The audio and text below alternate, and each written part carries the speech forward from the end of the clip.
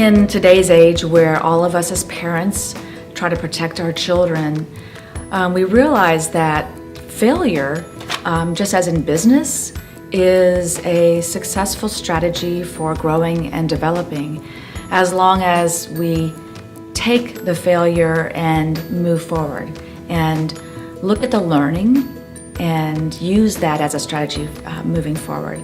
In the book, How Children Succeed, a very successful strategy in dealing with failure was the chess game. And when the teacher, Mrs. Spiegel, helped her students, she sometimes was self-criticizing in that she was mean to her students, but what she was helping the children develop was a strategy of how to deal with failure. You know, for parents and other adults in children's lives to develop some determination, perseverance, these other characters that Tough refers to, is a critical feature and a critical task for them.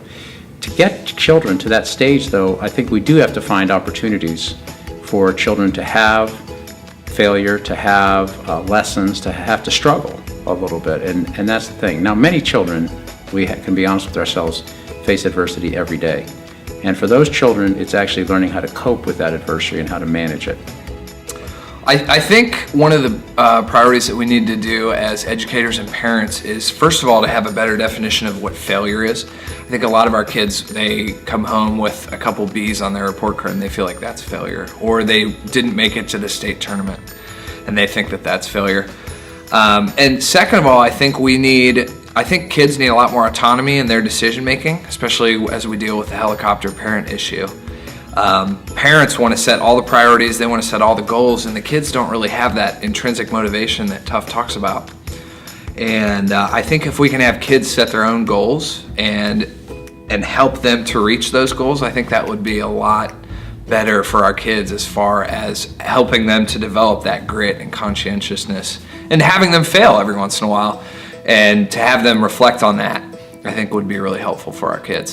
Dealing with failure and independence is something that I think children need to experience early in life because it really does set the tone for what they'll be experiencing and overcoming failures and disappointments throughout the course of their life. I think that helicopter parenting is really something that parents do just as a matter of trying to be there for their children and trying to do everything they can to protect and secure them. However, we all know that failure is a part of life and something that we need to experience. For children, those opportunities have to be made. They have to be real, they have to be natural and organic, and oftentimes parents want to step in. It's something that we as parents naturally want to do. It's the nurturing aspect of us being parents.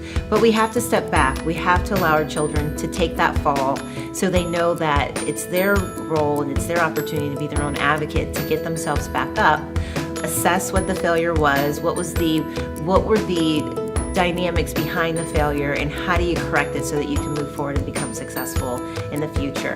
So taking that step as a parent is a huge one because naturally we want to be supportive, but giving children those opportunities early in life will help to shape and refine them for the future.